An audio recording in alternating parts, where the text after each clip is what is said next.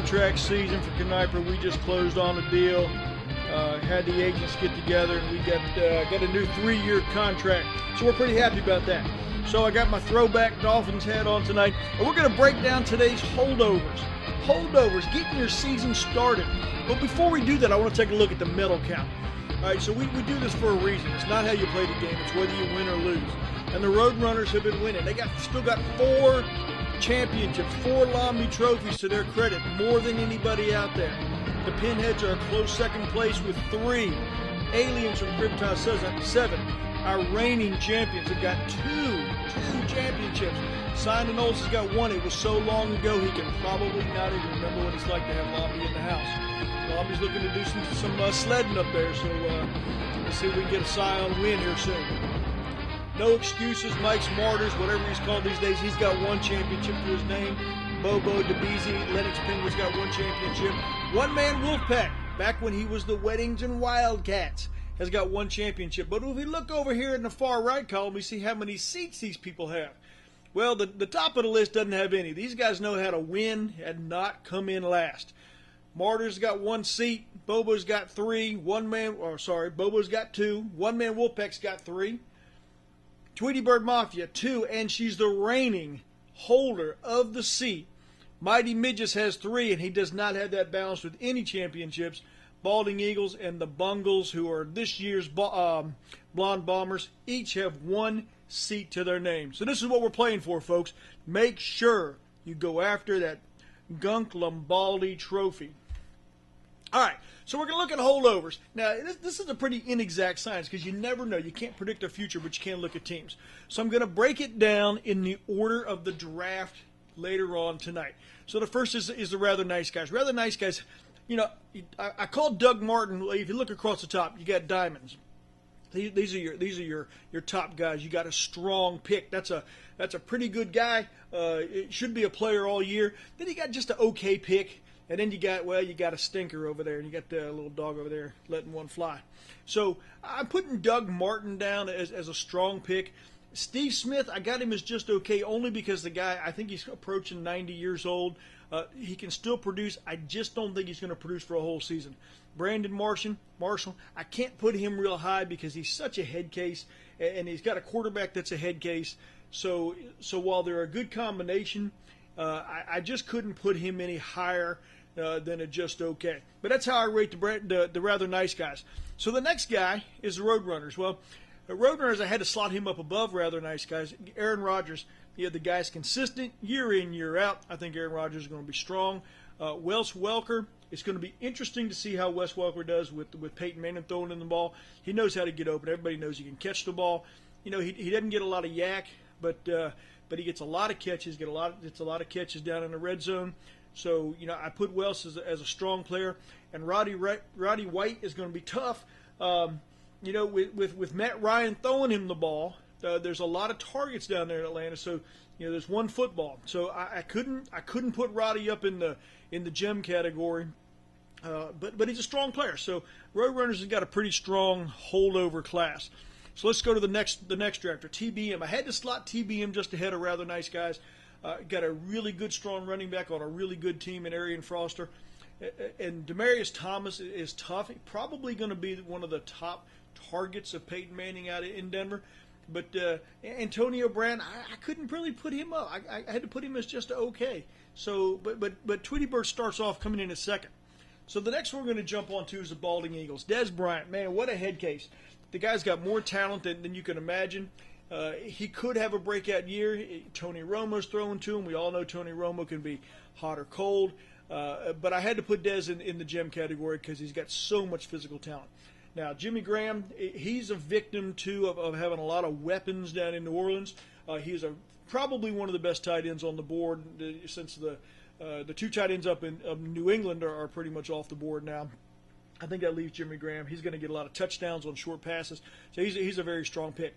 I put Marshawn Lynch way down in the stinker, the only stinker that we've got on the board so far. And it's not because I don't like Marshawn Lynch. It's just that Marshawn Lynch runs with reckless abandon. I don't think he's going to hold up. He's getting to that stage of his career that I don't think we're going to get a whole season out of Marshawn. I could be wrong about that, but I don't see it. All right, so let's go to the Blonde Bombers. She has got a solid set of holdovers. Matt Ryan, definitely one of the top tier quarterbacks in the league, and Lamar Miller. Maybe this is a homer pick, but I think Lamar's going to have a breakout season. A lot of talk in the news about his offensive line. I think his offensive line is going to be fine. I think Tyson Clabo coming in, the guy's an absolute beast. And I think Lamar is really going to have a big season, so I'm looking at it. I had to put Vincent Jackson as a stinker for a couple of reasons. Number one, he doesn't really have a quarterback situation there in Tampa. Not really sure how he's going to fly down there. And Vincent's getting to the stage of his career where there's not a lot left to play for. I don't think Tampa's going to be a strong team this year. So I really don't see Vincent Jackson having a strong year, so I had to drop him there. So let's jump down to the Pinheads. Pinheads, I think one of the top 3 or 4 wide receivers in the league is Calvin Johnson. You could make an argument for Victor Cruz. Victor Cruz is going to get a lot more attention. We'll talk about Hakeem Nicks here in a minute. I couldn't really put Cruz up in the gem category, but I think definitely Calvin Johnson, Megatron, belongs there. C.J. Spiller, I had to put him in the just okay category, and here's why. Buffalo doesn't have a quarterback. Buffalo doesn't have much of a team this year. So, team's going to be able to drop a safety down in the box. I think, they're going to, come in and say, look, if we stop Spiller, we stop the Bills. So, because of the lack of a quarterback situation there in Buffalo, I just can't see Spiller being a high scorer week in, week out. I think he'll have a couple of weeks where he does well, but I don't think on a weekly basis. So, I had to put the Pinheads up in there. All right, so we jump to the Pirates. I had to slot the Pirates in 3. Everybody else gets pushed down. Drew Brees, obviously strong. He's got his coaching situation back, so he is definitely a gem. Drew's showing no signs of slowing down. I think he's going to have a solid season. Mark Ingram, definitely a strong back. He's good, maybe even tending towards the gem category. Jamal Charles had a really great year last year. Again, in Kansas City, I don't believe in their quarterback situation. I don't believe in them as a team. So I think when you only have one bullet in your gun, it's pretty easy for the other defenses to stop that. And I think Jamal Charles is going to be a victim a little bit of having too few weapons in Kansas City. Let's just go to one-man Wolfpack. Now, one-man Wolfpack coming in thought he had the best class. I couldn't give it to him. LaShawn McCoy, definitely going to see a big year, I think. I think in that new regime in Philadelphia, I think he's going to have a big year. Matt Stafford, I was wavering between whether he's a gem, whether he's a strong. Gem, strong. Back and forth, back and forth. He is an elite quarterback with so many weapons around him. But there's just something about Matt Stafford that just makes me nervous. If I was picking off a clean slate, Matt Stafford would not be the first, second, third, fourth, fifth, sixth quarterback I would take, seventh, eighth, maybe. So I really couldn't put him in the gem category. Now, Trent Richardson. Trent Richardson is an absolute beast. So why did I put him in just the okay category? He plays at Cleveland. Cleveland Browns figure out a way to lose every year. They got a lot of question marks on that team. It's not really a knock on Trent Richardson as much as it's a knock on the Cleveland Browns. I don't see it. It's a tough division. They got to play Baltimore twice, who, it's going to be a big question mark to see where they are. They got to play the Steelers twice, and they got to play Cincinnati twice. It's probably surging to be the best team in that division. But I'm just not sure about Richardson from a team perspective, not so much from a player perspective. All right, so let's go to Scion. Wow, what can you say? Adrian Peterson, I think without question, the best back in the league. Andrew Luck, great rookie season. Don't see any reason why he won't have a great sophomore season. So I had to put both of them in the gem category. If I was drafting off a clean slate, would Andrew Luck be one of the first 3 or 4 quarterbacks I would go after? Probably so, and based on his age, I'd have to put him pretty high on my list. Alfred Morris, I put him down in the strong category just because I think Washington is going to struggle a little bit. I think with the RG3 situation coming off the injury, really having no time in preseason, I think that's going to hurt Alfred Morris's numbers, so we'll just have to see. All right, Mighty Midgets. Just talked about Washington, Robert Griffin III. Normally I would put him in the gem category, but he really hasn't come off that injury very well, so they're bringing him along slowly. I think he's going to have a slow start. So I think that's why I had to put him in the strong category. Ray Rice is getting to the point of his career where running backs start to break down and start to kind of tail off a little bit. I kind of expect that out of Ray, and I don't expect the Ravens to have the kind of team they had last year. They lost so many weapons. Yeah, I haven't seen it in the preseason. Hakeem Nicks is going to have a slow start. He's a little bit banged up right now.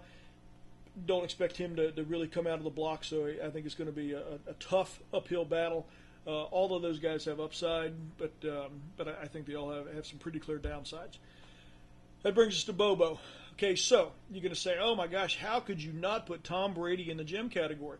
Well, how long can you go with no weapons? You know, the Patriots always seem to find a way to make gems out of coal. But this year, I just don't know what they can do with that crew. When Danny Amendola is your number one receiver, that's a tough deal. And I think they've been exposed a little bit in the preseason. Detroit exposed them.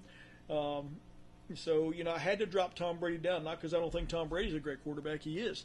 I just don't think that team is going to be able to generate the kind of points that we're used to seeing out of Brady week in and week out. Andre Johnson, I put him in the strong category only because, again, one football, great player, great quarterback, great team. One football, it's going to get spread around. I think it's going to make his points suffer. I did put Matt Forte up there. I think that Mark Trestman offense in Chicago is really geared to Matt Forte. I think Matt Forte is going to run up and down that field, and they're going to give him the ball until they break him. All right, so that brings us to the reigning champion, Kryptos 7. I slotted him in at 4. Peyton Manning. How long can Peyton Manning carry this team? He's been carrying Kryptos since I let him go over Michael Vick. This was before the dog fights, and he's been riding that Peyton Manning wagon since then. Julio Jones, just an outstanding young receiver. I had to put AJ Green down in the just okay category. Mainly, I've been watching Hard Knocks. AJ Green, he looks a little fragile to me. He's got great talent. I just don't see him as an elite receiver, and I don't see him going through the whole season unscathed. So there you have it. So if I put him in rank order, let me tell you, there's not a lot of difference between the top and the bottom. I got to go with Scion, Roadrunners, Bobo, Kryptos, Blonde Bombers, One Man Wolfpack, Pirates, Pinheads, Tweety Bird Mafia, Rather Nice Guys, Mighty Midgets, and Balding Eagles. But hey, it may not end up this way, and that's why we play the games. Y'all have a good season. This is Pinhead Mark Kniper Jr. I'm out.